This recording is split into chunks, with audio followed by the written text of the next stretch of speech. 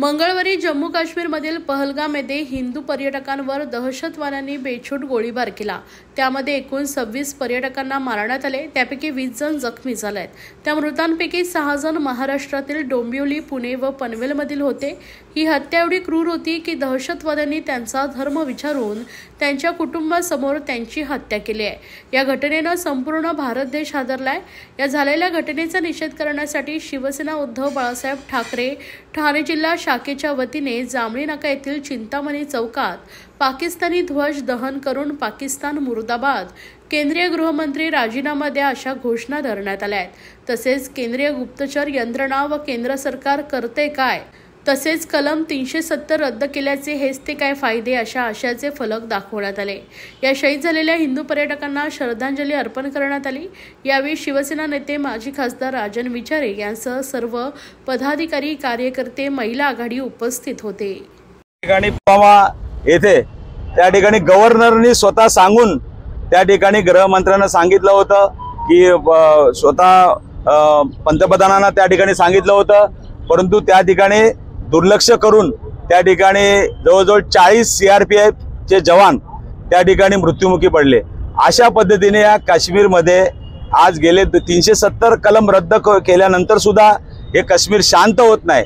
आणि आज तुम्ही बघितलं असेल या ठिकाणी पहलगाम येथे ज्यावेळेला हा जो काय हल्ला झाला, जवळजवळ 2 ते 3 हजार त्या ठिकाणी टुरिस्ट त्या ठिकाणी होते आणि एवढा मोठा तिथे बेस कॅम्प आहे, तिथे CRPFचा बेस कॅम्प आहे, आर्मी आहे तिकडे। असं असताना सुद्धा जवळजवळ हे जे नाटक होतं अर्धा पाऊण तास त्या ठिकाणी चालू होतं आणि असं असताना त्या ठिकाणी 5 अतिरेकी येतात आणि त्या लोकांना गोळ्या घालून निघून जातात आणि एकाही अतिरेक्याला आतापर्यंत पकडलेला नाही।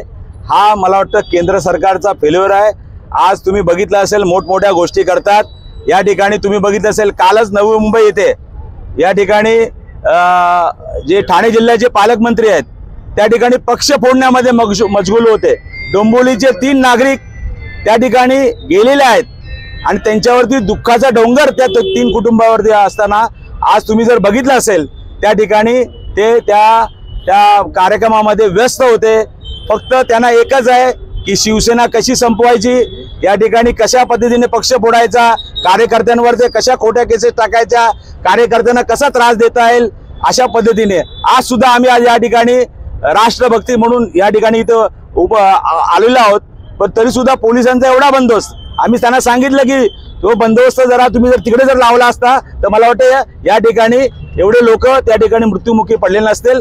म्हणून हा केंद्र सरकारचा फेल्युअर आहे।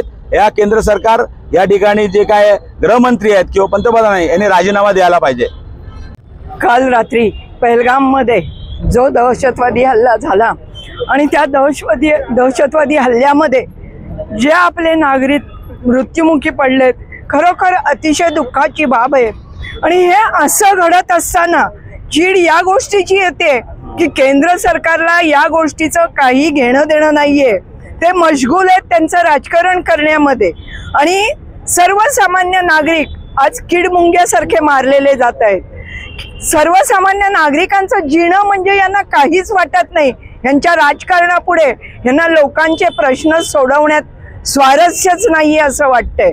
जे लोक त्या ठिकाणी काश्मीर फिरण्यासाठी उन्हाळी सुट्टी मौज मजा करण्यासाठी गेले होते, पण ज्या ठिकाणी 2 ते 3 हजार हे पर्यटक असताना तिथे साधा बंदोबस्तही नसावा म्हणजे केवढी दुर्दैवाची गोष्ट आहे।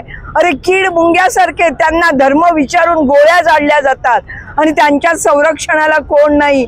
लग्न झालेली एक तरुणी, तिचा तो फोटो आलाय, अक्षरशः तो फोटो पाहिल्यानंतर अंगावर काटा येतोय, निश्चल बसलेली आहे। पण या राज्यकर्त्यांच्या कुठल्याही अंतःकरणाला त्यांना पाझर फुटत नाही। ते त्यांचं राजकारण करण्यातच दंग आहे। मला तर असं वाटतं असे बेफिकीर राजकारणी यांना जर समाजाचं, यांना जर जनतेचं काही देणं घेणं नसेल तर यांनी यांच्या खुर्च्या सोडाव्या आणि पाय उतार व्हावं। आमचं राज्य, आमचं जनतेचं राज्य, लोकशाही राज्य सांभाळायला जनता आम्ही समर्थ आहोत। आणि कुठेतरी आता या अन्याय अत्याचाराविरुद्ध फक्त बोलून किंवा निषेध व्यक्त करून उपयोग नाहीये, तर आता जनतेने रस्त्यावर उतरून याचा निषेध करायला हवा असंच आम्हाला वाटतंय।